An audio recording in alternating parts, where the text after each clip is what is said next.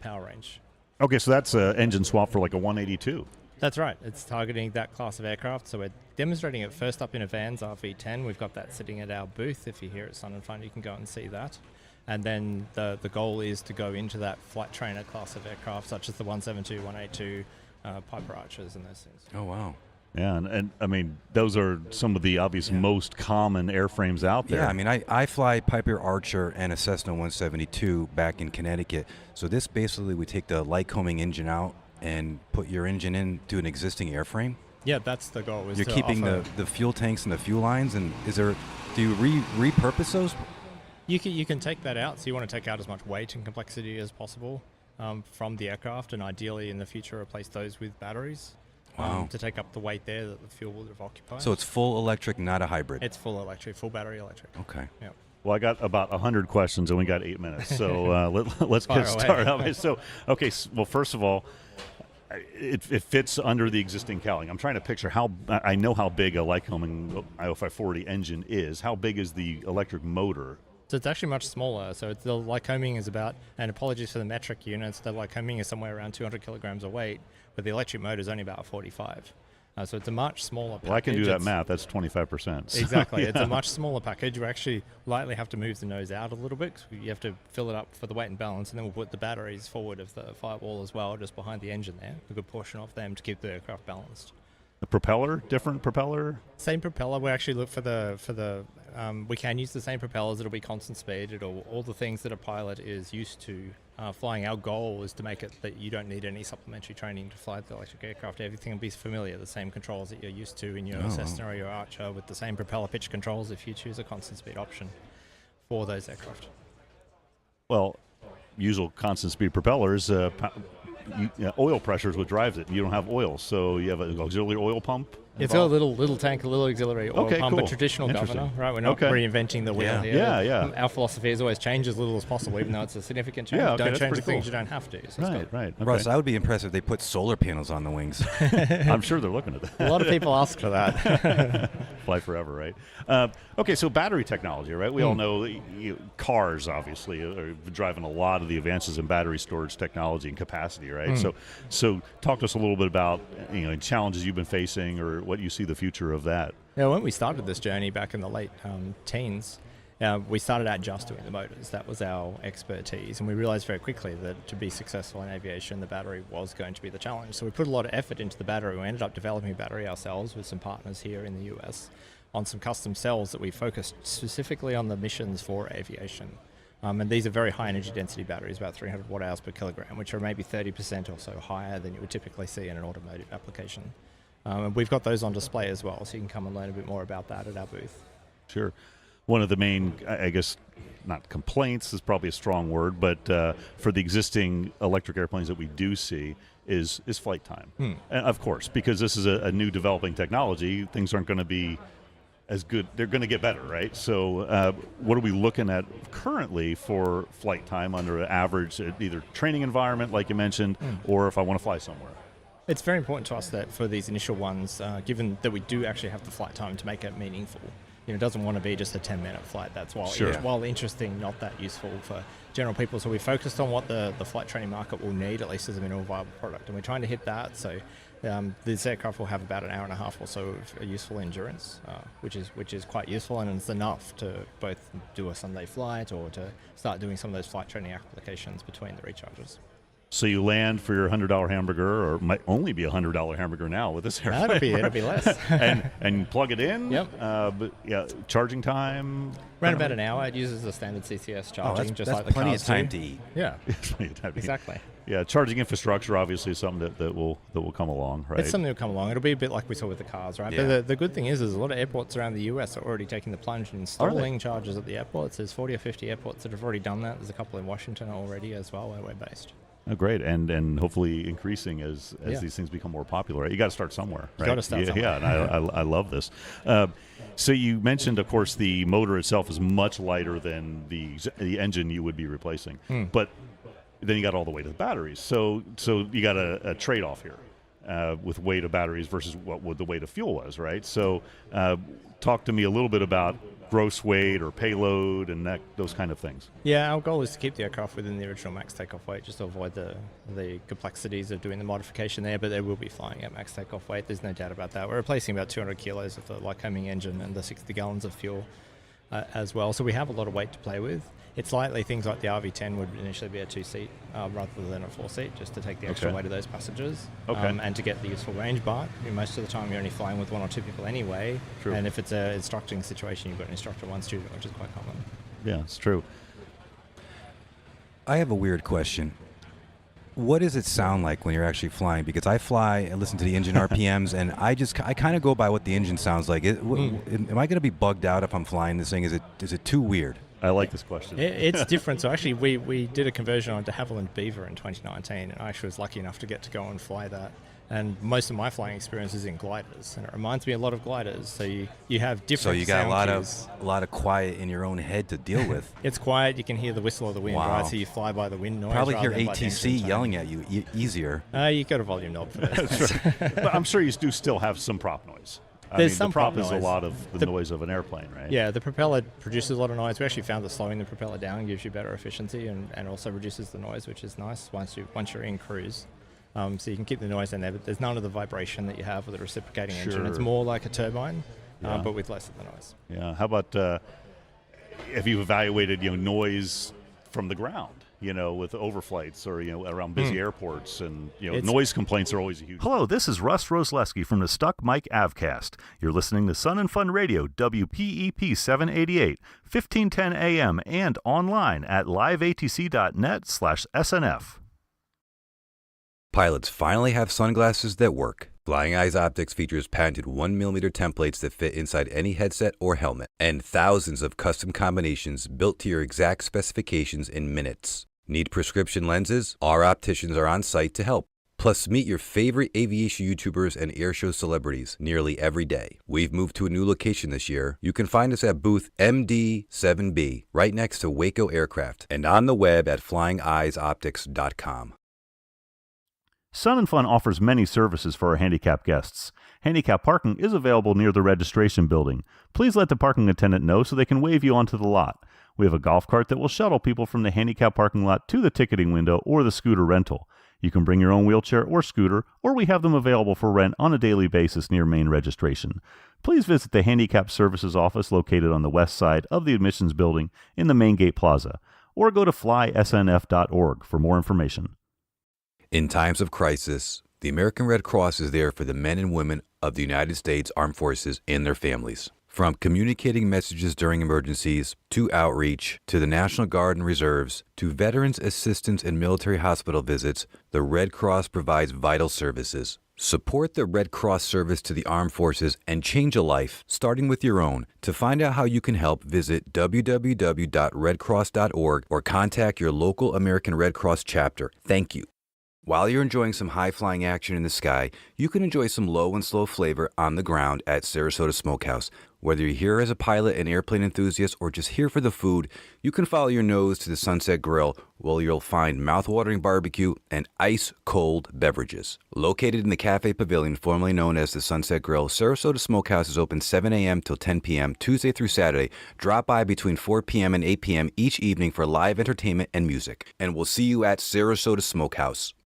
At the 2026 Aerospace Expo, the Seabirds headquarters serves as the central hub for the seaplane community. Located along Taxiway Echo, west of Taxiway Echo 1, this area is situated in close proximity to the island. The Seaplane Hospitality Center provides a dedicated space for pilots and attendees to experience unique aircraft that operate on both land and water. This location hosts daily educational presentations and entertainment while offering refreshments in a setting designed specifically for water aviation enthusiasts. Essential support services such as the Pilot Welcome Center are also integrated into this specialized aircraft display and parking area.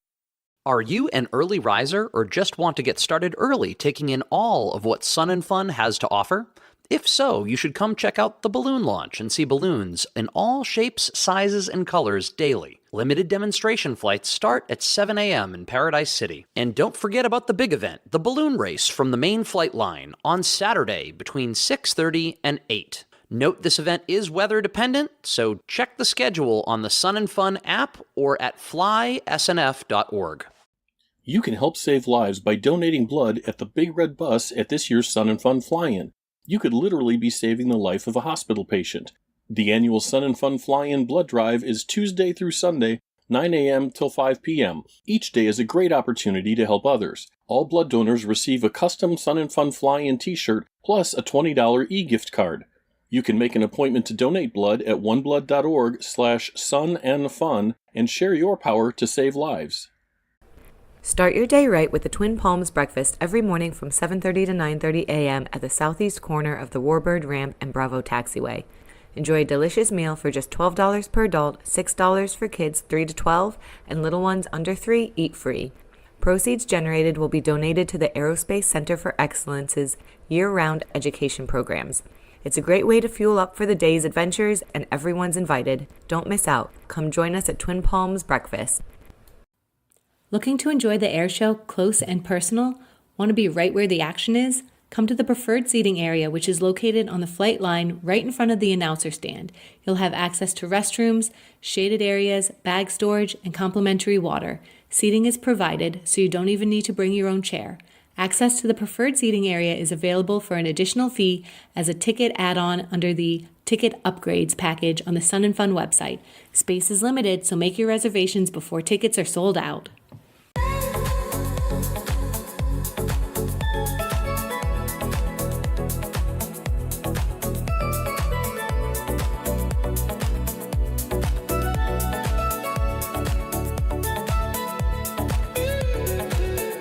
And now, back to the Sun and Fun Radio deck, brought to you in part by the Green Bay Austin Straubel International Airport. Welcome back to the 2026 Sun and Fun Aerospace Expo on Sun and Fun Radio. But more importantly, welcome, folks, to Uncontrolled Airspace, the General Aviation Podcast. I'm Jack Hodgson, and we're coming to you from one of our happy places in the world.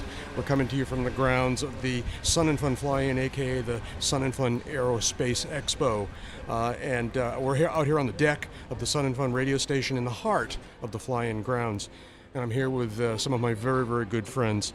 First of all, one of the folks here is, of course, my partner in crime for like almost 20 years now. That's Jeb Burnside. How you doing? I'm well. Has it been that long? Really? It really has. I know, it has. It really has. There's like the longest sushi ride in history. It's pretty much the longest duration thing of anything I've done. Yeah. Kind of is, isn't it? Right? Yeah. It's like, is there anything in your life you've done? Did your marriage last 20 years? I'd rather not go into that. Okay, all right. Also here with us is our very, very good and longtime friend, Jim G's here. The question is, can he speak? Yes, actually, it's been getting a little better. Oh, good, good. You should have seen the show on the way in here from the show. Yeah. So you just arrived minutes ago because you were out in the world, and the crowd going out, and yeah.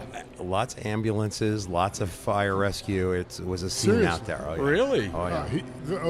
Overheated people? Yep. Wow. Yep. Ah, okay, yeah. So we'll come back to that. And also with us here is another longtime friend of the podcast, not necessarily as present on the podcast, but he's definitely been a friend and supportive and for decades, for a long time, and that's Dave Pasco. How you doing, Dave? Hey, I'm great. Great to be here, Jack. Good to have you. Good to have you. So what do we got here?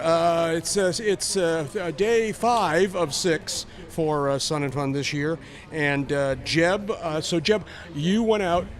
We talked about this in the Daily earlier in the week. You had done some purchases when you were here earlier on Tuesday, but apparently that wasn't sufficient. It wasn't sufficient. No, I had to spend more money. Yeah, okay. So they don't let you out unless you spend enough. Exactly. Yeah. So even though I do know some ways to get past it. One of the interviews I did this week was with the folks from Phillips 66. And I asked them about the whole. I said, my buddy makes a big deal about getting his oil every year, and their basic response was, a lot of people do that, all right?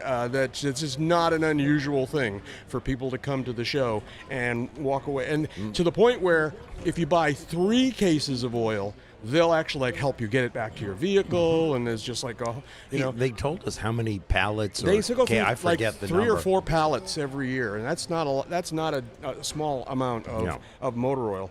So that was kind of interesting, I thought.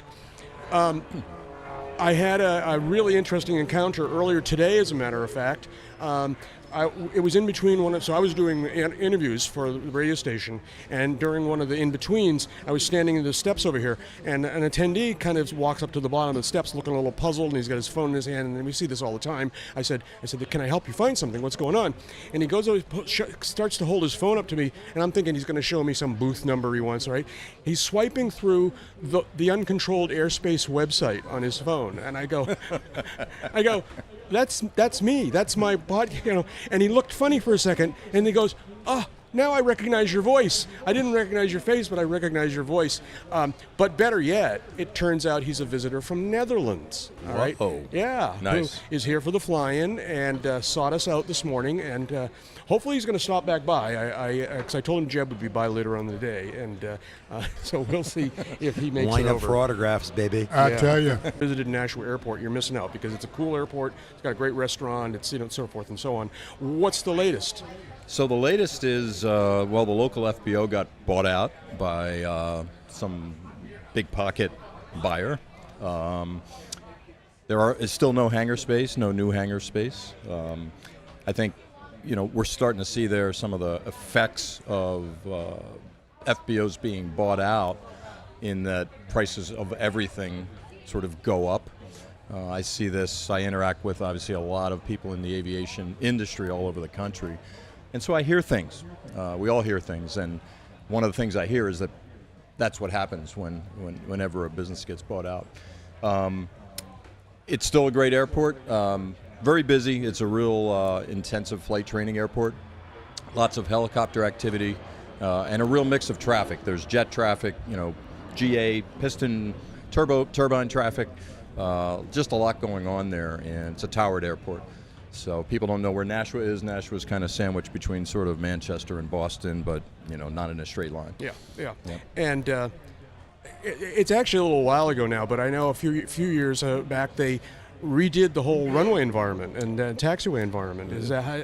That's actually a while ago now. Is it holding up? Yeah, it was a while ago now. They still continue to do some construction. There's been a lot of taxiway reconstruction, and when they did that lengthening of the runway, they also, again, then did the taxiway later, and it was to get larger jets in there. Yeah. And it was all successful. Some of that was under an FCC or FAA grant. But, it's a very well-managed airport. The airport manager is a GA participant, and he has been in there for several years. He came from Portsmouth, closer to out your way. Okay. And he has done his name is Chris, and he's done a phenomenal job. That's great. Is the restaurant still running? Restaurant's still running. If anybody has not been there and you're within flying range of Nashua, Sandy runs the Midfield Cafe Wednesday through Sunday. I brought my wife there. We didn't fly in. We drove in and made the trip by car to go there and eat. 7 a.m. to 2 p.m. Wednesday through Sunday. Yeah, it's a great kind of diner-style restaurant and great food. Great food. And if the weather's conducive, the deck is still operational. Deck is operational in the spring and summer, and it's just great. I mean, you have a front row seat. Yeah, because it's actually on the second level, so you've got this great view from the deck. It's airside, so yeah. So. Nashua's a great airport. I've enjoyed the little bit of time I've managed to spend over there. So that's great. Dave, do you only have the one FBO there? Just the one, yeah. And there are a couple different flight schools operating in there, and a helicopter school or two. I've lost track of the helicopter schools. Something I've always wanted. It's been a bucket list item to get to the point of hovering and then quit. Yeah. but it's not at the top of my bucket list anyway. Yeah. If it moves up and you need a partner, call me. Okay. All right. I appreciate that. That would be more fun. Yeah, it would be. Jim, you've flown a lot of different kind of airplanes in your years. Have you ever done helicopter? No, I've only been a passenger. Yeah. Does that something that interests you? Not particularly. Oh, really? Okay. I'm sorry. You strap yourself into one of these little powered parachute things. I fly a powered hang glider. Excuse me. That's all right.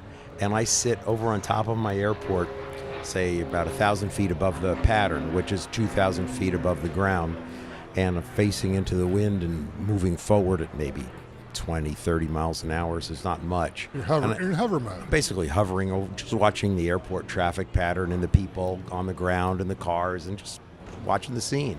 And if I get too far, I just turn around and sort of make a lazy circle back.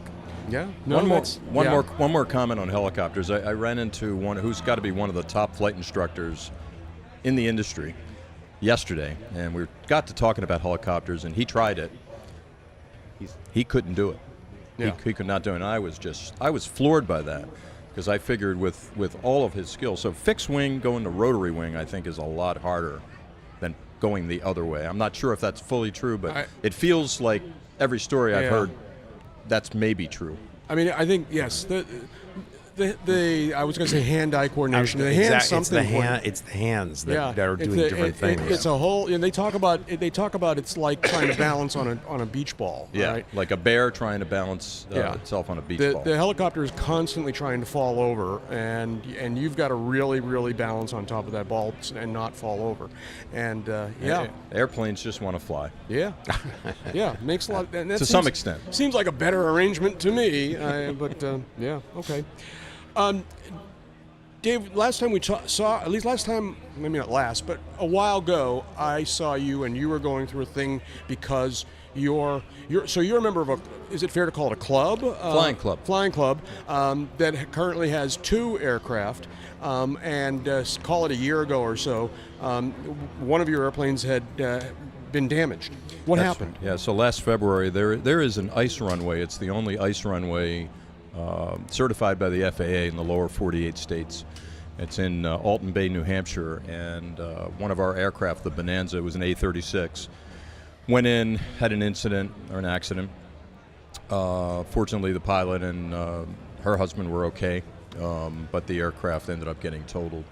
And basically, it kind of fell short a little bit of the ice runway and hit a berm, and the right gear collapsed and prop strike and all the resulting damage from that. But obviously, in any accident, the most important thing is that everybody was okay. Right. So we ended up getting a new aircraft several months later. How did that go? What was that process, and what did you end up with? We ended up, there was I think we went through about 2 or 3. I was not involved in the search process. I kind of stepped back from the board of the Flying Club a couple of years ago just due to time constraints. But they looked at a few different aircraft, and we tried to find something in our budget so we wouldn't have to take out another note on an aircraft.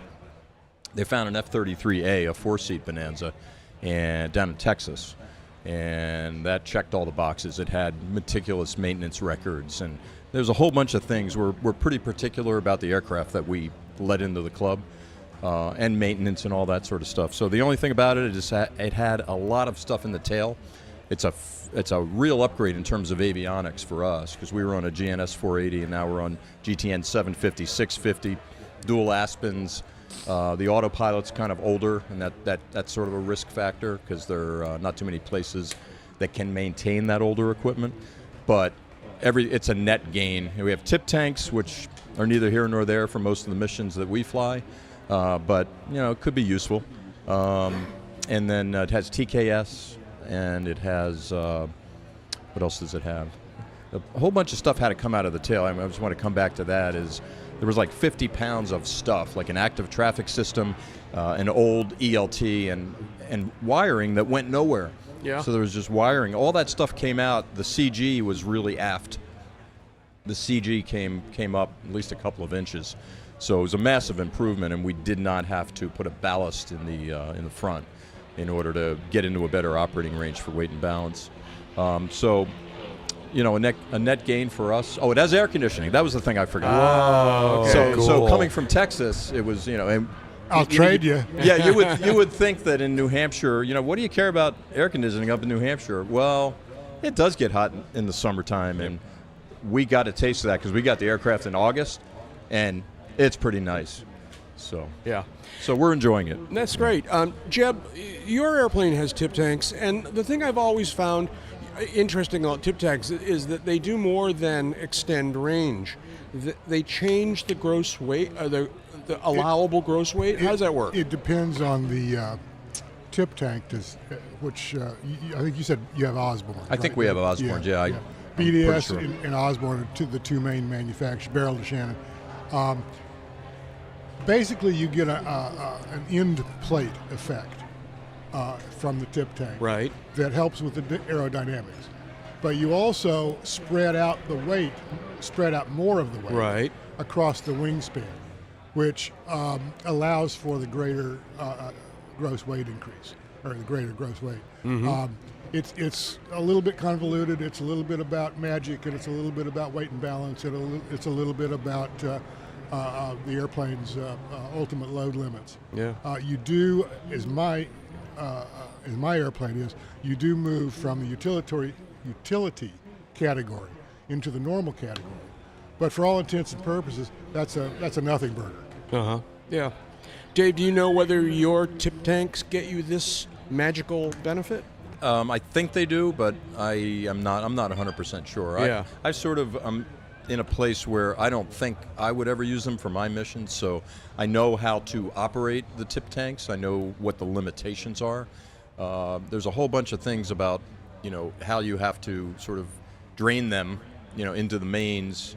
You can't land. I think with the ones that we have, you can't land with fuel in those Really? tip tanks.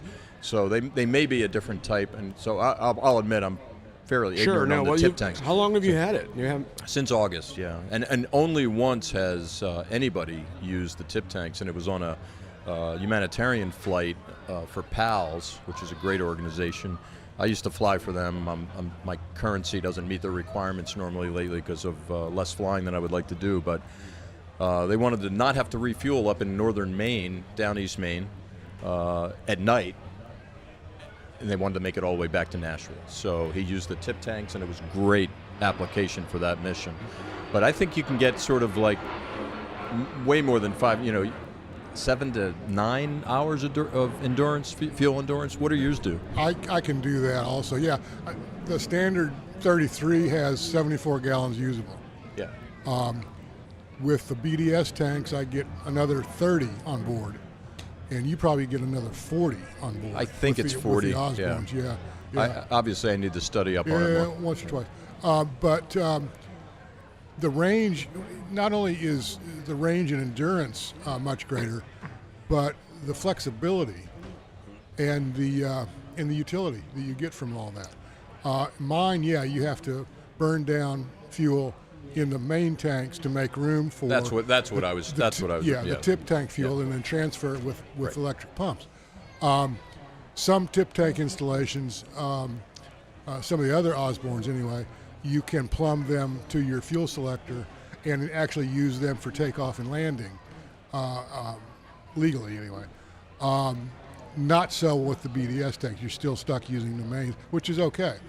But tankering fuel, if you find some cheap fuel somewhere, that's a great application. But yeah, I've done 6, 7, sometimes 7.5, 8-hour legs, Manassas, Virginia to Bartlesville, Oklahoma, into the wind, kind of things, and Scottsdale, Arizona to Manassas with one stop. Well, you're somewhat famously able to go home from Oshkosh, and if things are right, you do it nonstop, right? I can, yeah. Yeah. Generally, I try to stop once for that trip, if for no other reason than to have some gas on board when I land. Yeah, because you don't have gas at your home airport. There's no fuel at that airport, but I've always, it's kind of a maxim of mine lately, always land with enough fuel to go get more fuel. Yeah, well, that's probably a good rule. Yeah, don't be that guy. Yeah, don't be that guy. Well, don't you also need to stop for physiological needs in I used a to flight have of that long? I used to be able to go the 6-7 hours without stopping. Wow. I'm older than that now. Okay. Yeah. How about you, Jim? The powered hang glider have tip tanks? Tip tanks. How much? So the powered hang glider is not obviously a traveling airplane. No. But people have used it. I mean, my powered hang glider, weight shift control aircraft, the formal terminology. Excuse me. Not a problem, but everybody calls it a powered hang glider. Well, I'm sorry, I was trying to call it what you called it a little while ago. What we call it is a trike. Okay. My particular trike, under its previous owner, made it from here at Lakeland to Oshkosh. Now that's with his wife in a car with all the belongings and stopping every 2 hours. But he did it. Okay. Did he fly it back? Yes. Yep. Yeah. I have pictures of it at Oshkosh. Wow. Okay. And so, so it can be done. No, normally we don't use that for long distance travel. What it is for scenery. Yeah. You're outside. Think of, for those who can't imagine a motorcycle with 3 wheels, so a tricycle motorcycle. You go really fast down the runway, and all of a sudden it takes off because I forgot to tell you there's a wing above the motorcycle. That's what this looks like. Oops. And so you're outdoors. You're not in a cockpit. So if you just lean your head over and look down, you're looking straight down. And it's a great airplane to check out people's yards and businesses and who knows what's going on, and just to circle around and look at what's in the neighborhood. It's just fun. Yeah. I heard an interesting story, and I don't know if it's true or not, but there was an incident over at Paradise City apparently sometime this week, and it wasn't a trike. The way it was described to me, it was, and tell me what this is called, but it's the type of parachute where you wear the engine on your back and you are foot launched, basically. That's a PPG, a powered paraglider. Okay. And the story I heard was that the guy was trying to launch in this, and for whatever reason he didn't have enough lift to really get going, and he was kind of forcing it somehow and kind of up and down and touching down and moving, and apparently lost control of himself and kind of tumbled into there's drainage ditches all around that runway over there. And apparently the local newspaper called it a crash, and they decided they were going to try and make it into a thing. Everything's a crash. Right, everything's a crash. Yeah. So, but it's actually been a pretty. I don't think I've heard of any really bad incidents here this week. I'm going to help people out. There are powered parachutes. Yeah. And there are powered paragliders, PPGs. And how can you tell the difference? Yes. How? A powered parachute has a carriage and usually 2 chairs and wheels. So if you look up and you see that airfoil wing and there's a carriage hanging below it with wheels, that's probably a powered parachute. If the motor is strapped on somebody's back and the wheels are a pair of feet, that's probably a PPG. Okay. I need to be careful because our dear friend Dave Higdon is probably up there getting ready to send lightning bolts down at me for being so flippant about the part of aviation where he got his start. It's been a beautiful week here. Jeb, you had to go away for whatever personal work reasons, but it's like. Jim and Dave have been here all week long. It's although it's gotten warm as the week has progressed, it's just gotten warmer and warmer.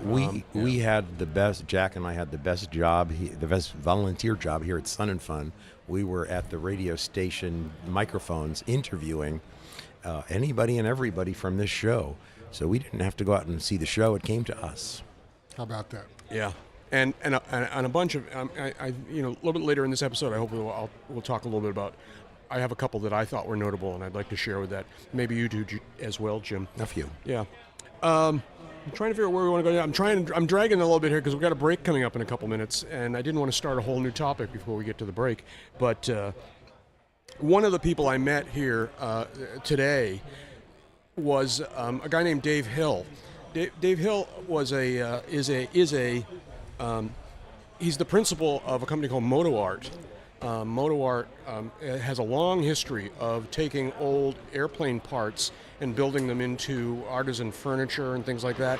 These days they're really big on something they call, what do they call them, plane tags or something like that, all right, which is, you would think most people would look at them and think that it's a luggage tag or a key ring. Key ring, but it's apparently not really that, all right? It's literally a collectible these days, all right? People collect the whole set kind of thing, all right, Because you have pieces of different airplanes. Yeah, that's pretty cool. Yeah, and the thing that was particularly treat for me about this is that he was one of the 3 people who were, in the very early days of MotoArt, they were part of one of the earliest reality show TV series. One of these deals where a camera crew follows around people who are doing some task, like fishing for shrimp or there's a variety of these, right? And they did one called MotoArt, and it was a fun show way back when. But because one of the trio who were in this show had medical problems and passed away after the first season, it didn't go beyond the first season. But it was a real treat to me. Over the years, I've seen them exhibiting at shows, and but never gone out to speak to them. And Jim, the way this works is that we finish one interview and then we go and say, okay, what do I got next? And they say, you've got this person. And at one point, she shows me the card and she says, Moto Art, Dave Hill. And I'm going, really? Cool. And she says, he's sitting right there. And I go, yeah. And so I went over and sat down with him and we chatted for a while. I told him I remembered his TV show and I really liked it. And that was a lot of fun. So that was one of the ones that I interviews that you talk about the show coming to you. Oh, yeah. And, we have about a minute before we take this break. I'm going to sneak one in, then we'll do some more after the break. Yeah, absolutely. For those who work on airplanes, and I know, Jeb, you do quite often, there is a creeper made for aviation. This guy came and told us about his creeper, Aero Creeper. And it sounded so intriguing. I had to go to the booth to see this thing. Normally we think of automobile creepers where you lay flat and slide under the car. Well, this is a creeper that can raise up in case you're under the fuselage or the wings and you need to get your head up in there. Yeah, wow. Really ergonomic, very comfortable. It was worth a look. Cool. When we get back, I'm going to invite Dave Pasco, who is very well known to be the founder and one of the principal of liveatc.net. I'm going to ask him to tell us a little bit about the early days of liveatc.net and how that worked and just like why, what the heck, But we're going to do that. We'll be back in just a couple of minutes with this very special episode of Uncontrolled Airspace on Sun and Fun Radio. Hello, this is Twee from Asian Woman in Aviation and Aerospace. You are listening to Sun and Fun Radio, WPEP 788 1510 AM, and online at liveatc.net/SNF. We want to give a massive thank you to our sponsor, MagniX, the leaders in flight electrification. With 6 different platforms already flown, MagniX isn't just dreaming about the future, they're building it. Now, it's your turn to take the stick. You can head over to the MagniX booth to experience the future of aviation in their flight simulator, or join them daily at 10 a.m. for a Q&A session. Whether you're curious about the tech or ready to electrify your own aircraft, their engineers have the answers. MagniX, making electric flight possible for everyone. CQ, CQ, CQ, radio, electronics, and avionics fans. The pilots of the Lakeland Amateur Radio Club are running a special event demonstration radio station next to the Florida Air Museum gift shop. They are ready to share with you the excitement of amateur radio, and if you're a licensed operator, you can be on the air. As you walk from the food court to the museum, you'll see the big antennas on your left. 73 from Whiskey 4 Sierra. Florida families, are you overpaying on your home and auto insurance? James Boley's local Geico office on South Florida Ave is here to help. This veteran-owned small business can save you big on auto, home, boat insurance, and more. They just helped a Lakeland family save over $1,000 a year. And with exclusive discounts for veterans, military, and government employees, their rates are so great you'll shout, "Holy moly Boley." Call or visit James Boley's local Geico office on South Florida Ave today or visit boleyinsurance.com. Are you a teacher looking for creative ways to introduce your students to the wonder of aviation? Join us Saturday, 7:30 to 12:30 at the Skylab Innovation Center for Teachers Pre-Flight Experience. Morning full of activities and ideas to inspire your students to reach for the stars. The day begins with breakfast and keynote speaker Major Melanie Mock-Klusner, followed by special activities at the Skylab Innovation Center, Junior Aces, and the Career Fair. Attending teachers are eligible to receive 10 hours of in-service credit. All pre-K to college educators are invited to attend. Seating is limited. Find out more information and purchase your tickets at flysnf.org. Sun and Fun hosts a type club tent during the fly-in. Approximately 20 type clubs participate, and their members are eager to share information and answer questions about their type of aircraft and how you can become a member in any of the type clubs.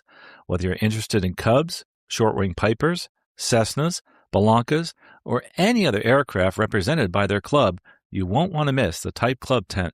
It's located on airside along Taxiway Echo, just east of runway 523. Ignite a passion for flight at Sun and Fun 52 with the Junior Aces Youth Program. Youth ages 7 to 17 can dive into hands-on aerospace discovery at the Future in Flight Plaza and the Skylab Innovation Center. Activities include coding with Sphero robots, 3D printing, and taking the controls in advanced flight simulators. From building hoop gliders to exploring NOAA's Science on a Sphere, there is an adventure for every aspiring aviator. Junior Aces activities are open daily throughout the expo and are included with admission. Plus, children 10 and under enter the expo for free. The Junior Aces program, where the next generation of aerospace professionals takes off. Are you ready to flip your perspective where up is down and down is up? Head over to the Aerobatic HQ at Sun and Fun. Explore everything from precision factory-built aerobatic planes to custom home builds, vintage classics, and more. Learn about stall and spin awareness, unusual attitude recovery, and sharpen your airmanship skills. Meet airshow performers daily, and all week long, IAC rep Monique Hartman is on site to connect with members.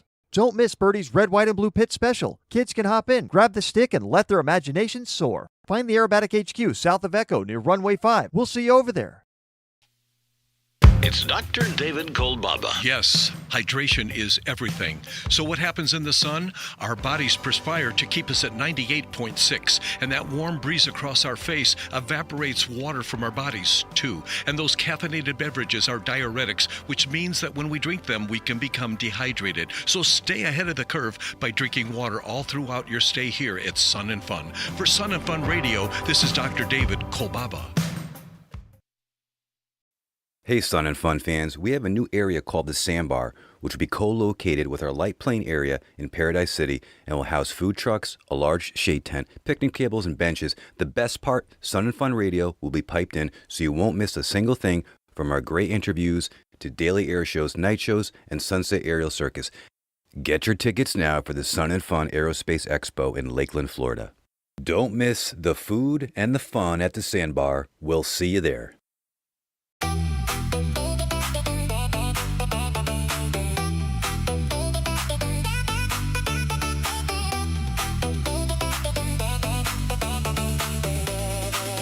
And now, back to the Sun and Fun Radio deck, brought to you in part by the Green Bay Austin Straubel International Airport.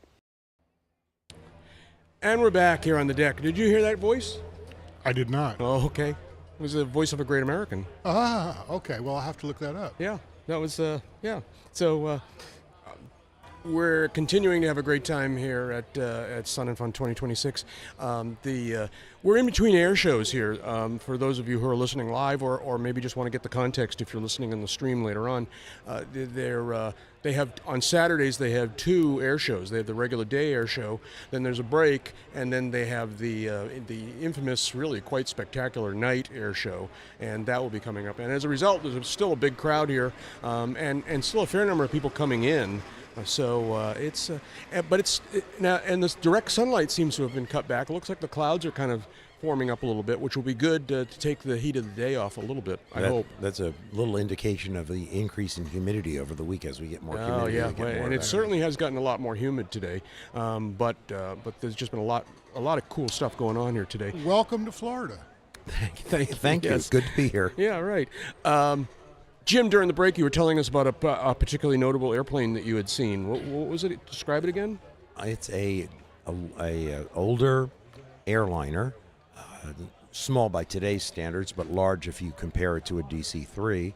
And speaking of three, it has three vertical stabilizers on the tail. It's a very distinctive configuration, and I'm not I'm not an expert on airplanes of that vintage. So I said, anybody see this airplane with three tails? And we're pretty sure we know what it was. What would you think it is? Lockheed Constellation. Yeah, I think so. I think it's a very elegant looking Did you aircraft. happen to notice any markings on it? Was it Red Bull or? No, I didn't get that close to it. Yeah, I don't think there's only a couple of those airworthies still. Yeah, right? there's only a couple. Red Bull has one.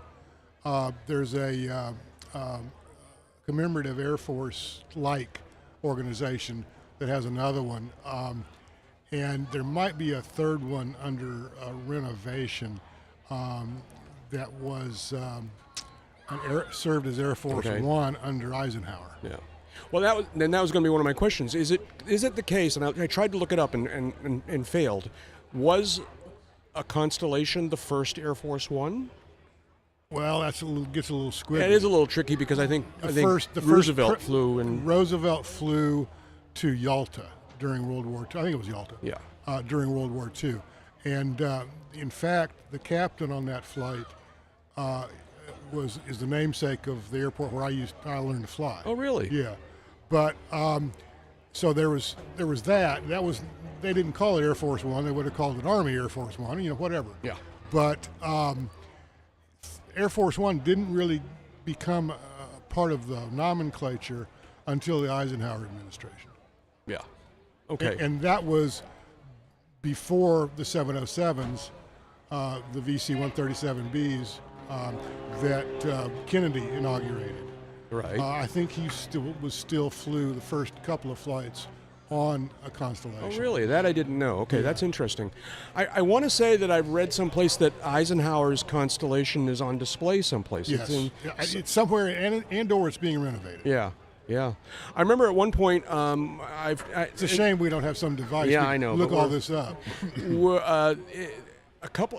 Many years ago. So I don't know how much this has changed, but many years ago, I would fly up to a little airport up in Maine. I want to say like Waterville Waterville is the one on Moosehead Lake. Yeah, no, that's not it then. In any event, there were 2 Constellations parked in the grass at what on that particular day was the landing end of the runway, and that was kind of notable in and of itself. Yeah. And then many years later, I saw a story saying someone had actually went and bought those 2 aircraft with the intention of turning them into one airworthy Constellation. And I don't know what's become of that. If any listeners out there know this story, that I would be interested to hear how that all turned out. Because we don't know how to use the internet to look it up. Yeah. So send the information to Jack. Yeah, it might be with the Red Bull airplane. I don't know. Yeah, so interesting stuff. I'm going to ask you a question, and this is a wild card. Neither one of you are going to know the answer, and you shouldn't. There's no reason for you to know the answer. But things are happening at AOPA recently. Does anybody know what's going on at AOPA? Unfortunately, as I was working here, I didn't have the opportunity to get to the town meeting Right. that they had. If you had read the last issue of UCAP Vector's newsletter. Really? Did we write about this? It was the lead story. Oh, okay. So, but how recent was it? Because things are changing kind of like weekly now. Right. Well, the newsletter was, a couple of weeks ago. Yeah. And the upheaval, the drama, if you will, as I called it, at AOPA started maybe a month or so before that.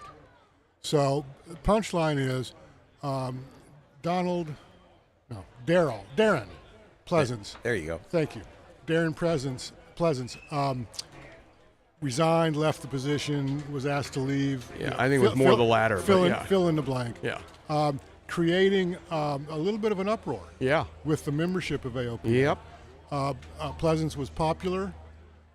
He went to a lot of events like Sun and Fun, even smaller events, and showed the flag and met with members and had a good rapport with them. Right. So they were unhappy. Yep. When he was taken out of the position. Yeah.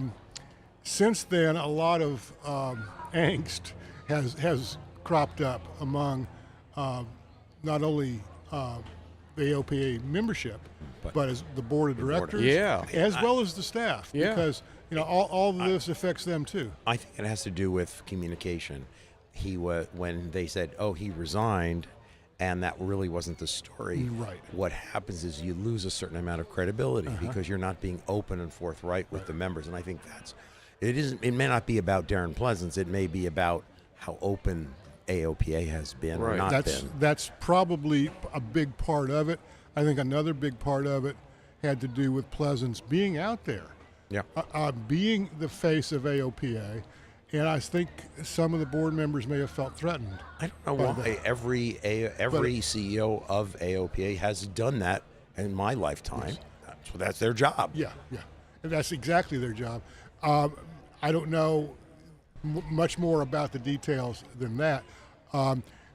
Pleasance is gone. He is not bad-mouthing the organization in any fashion, and they are on the search for a new president. They have a board meeting.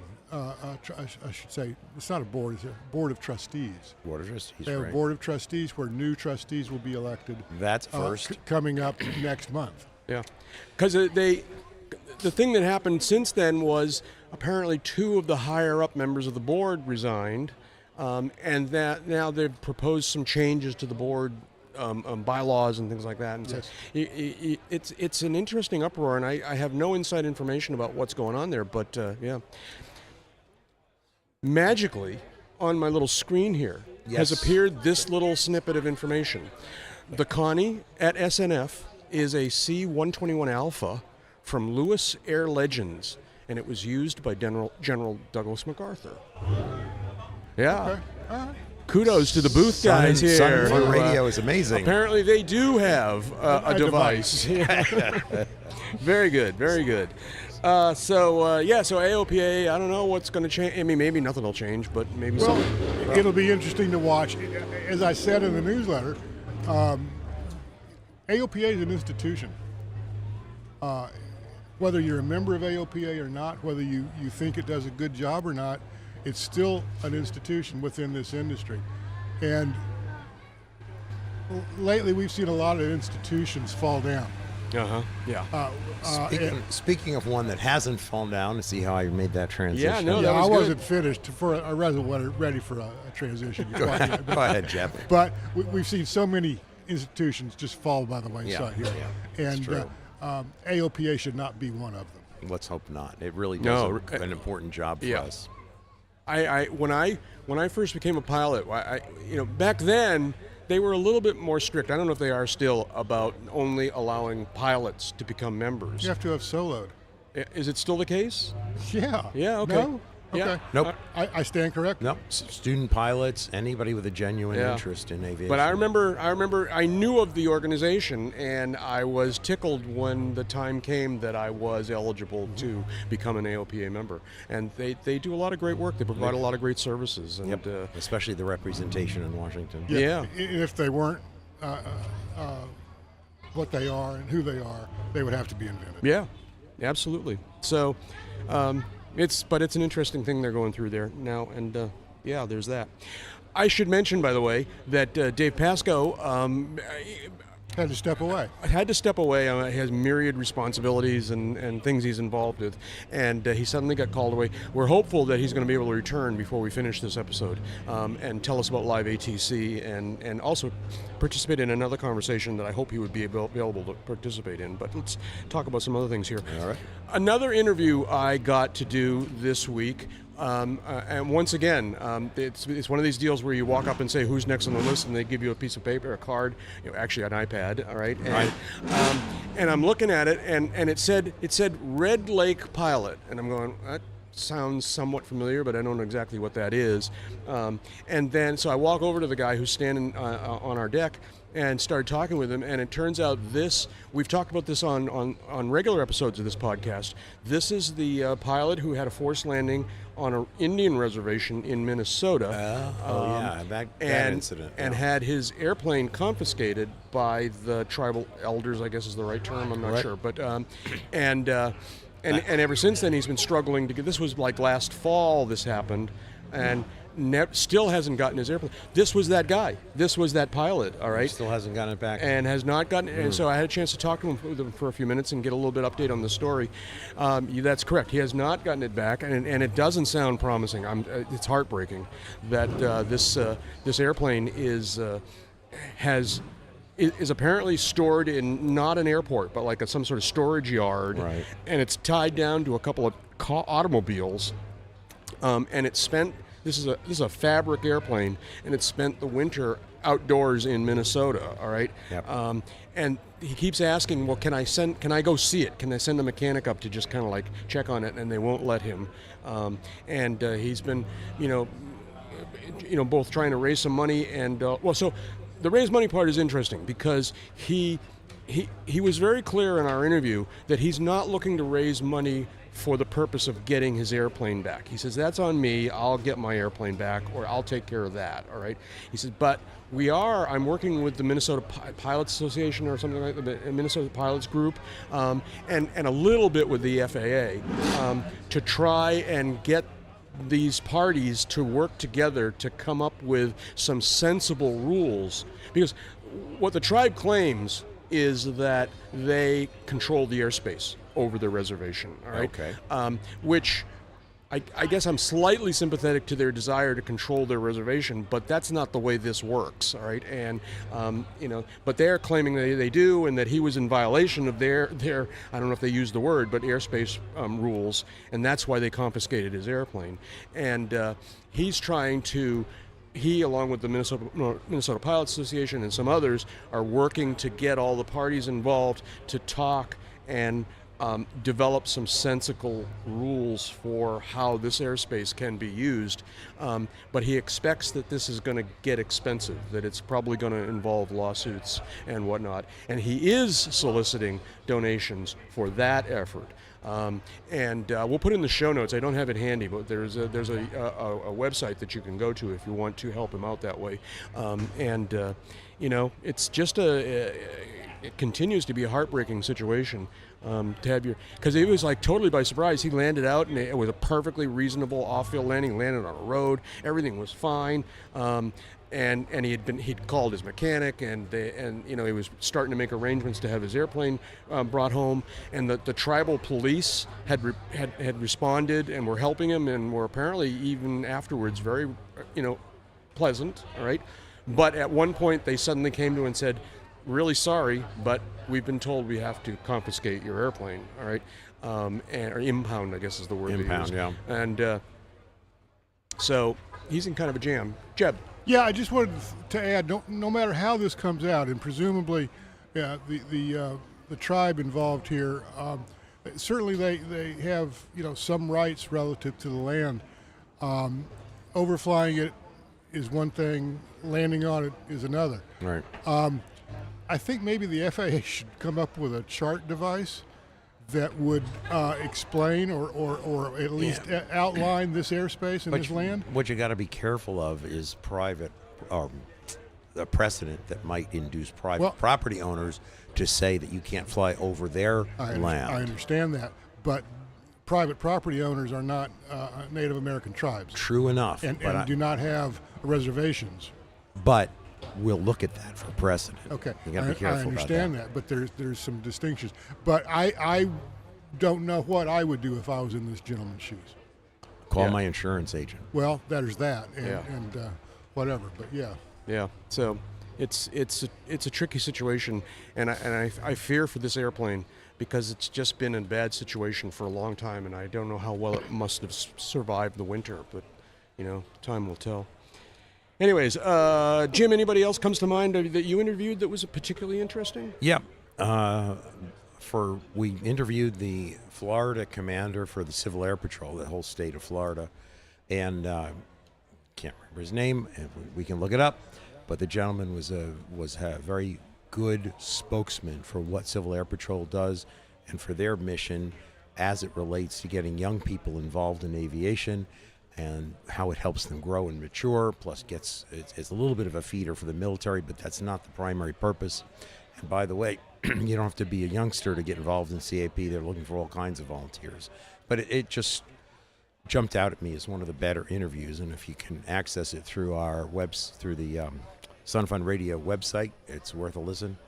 During the week, we also had interviews with some various folks from... The magic voice in the sky says, is it Colonel David A. Panzera? It's amazing. You mentioned somebody, and the answer pops up on our screen. Yes, David Panzera. Great spokesman for CAP. Thank you, guys. We also had some of the folks from Sun and Fun and the Aerospace Center for Excellence, the sponsoring organizations of this particular air show.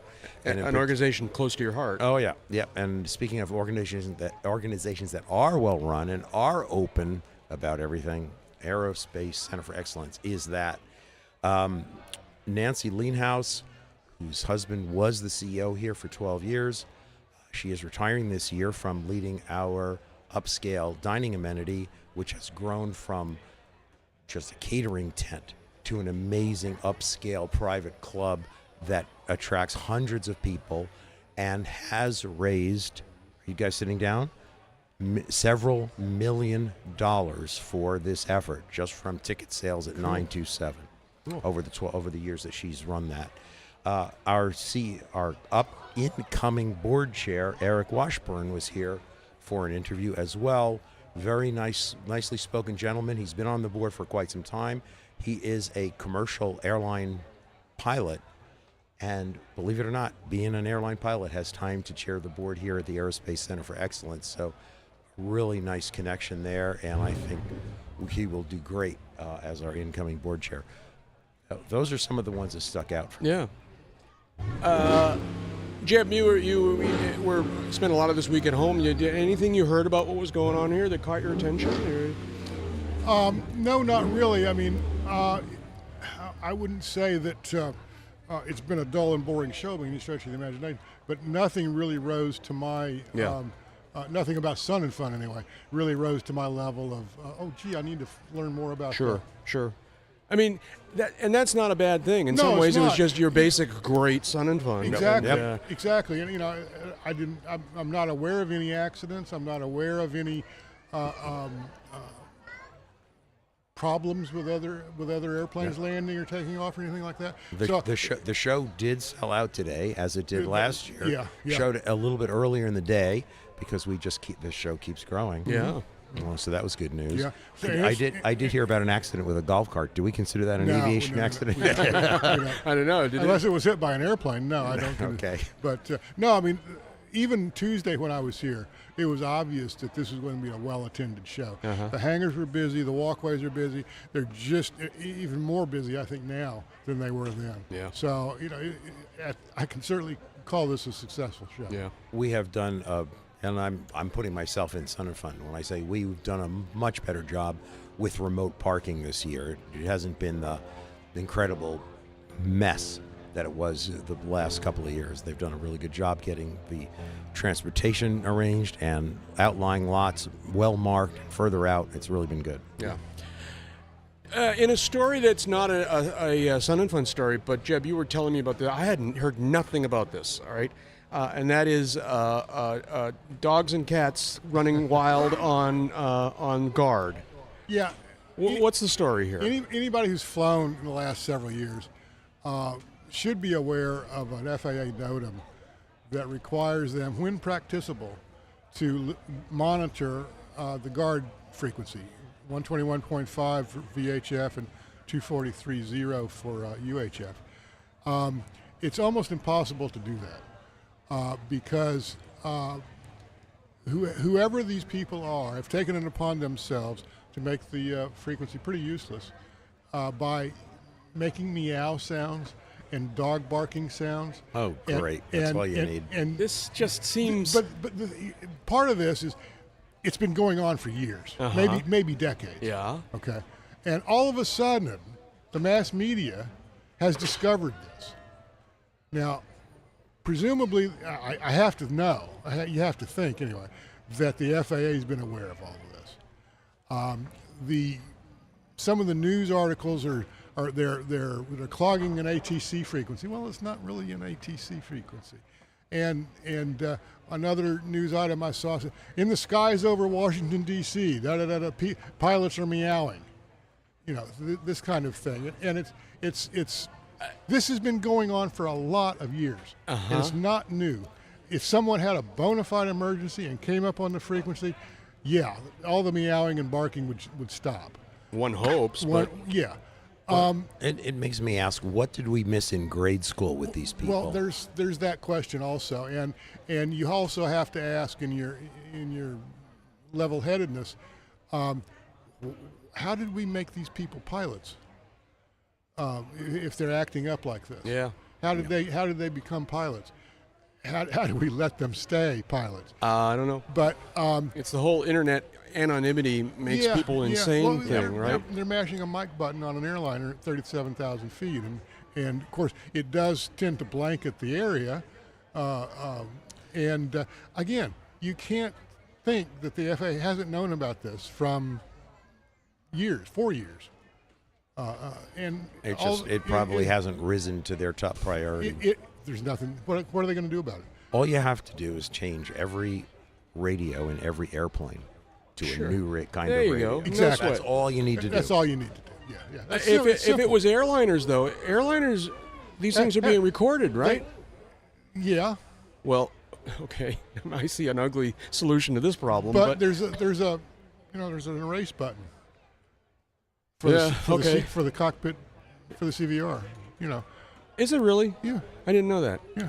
And we've heard stories about... It can only be used in certain conditions. Yeah, we've heard stories about bad guy pilots that have, pulled a breaker or things like that. You're saying there's really an erase button, boom, it's done. That's just Seems like a didn't know. Some bad plan. some airplanes. I'm not going to say all airplanes, but some airplanes with which I'm familiar with that have CVRs. Yeah, there's an erase button. Yeah.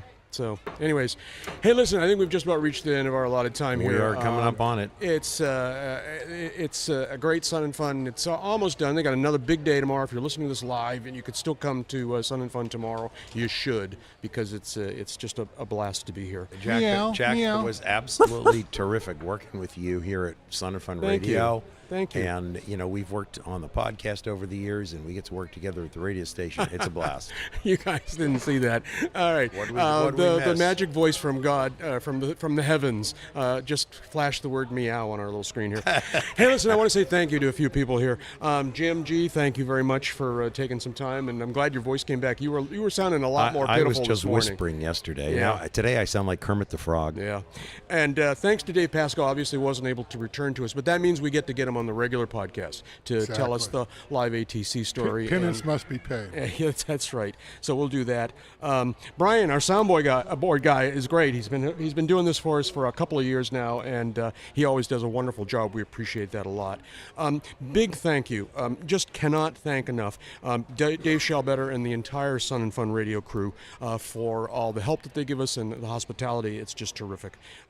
Dave wasn't here tonight because he also got the voice thing, and he's wandering around here whispering. A bunch of us have this problem. Yeah. So anyways, Jeff Burnside, I'm Jack Hodgson. You got any words of wisdom for us? Yeah, folks. I mean, I've said this before. I'm going to say it one more time. Just remember, no flight plan survives the second handoff. That's all right.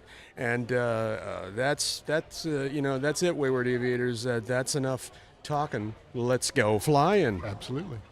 Meow.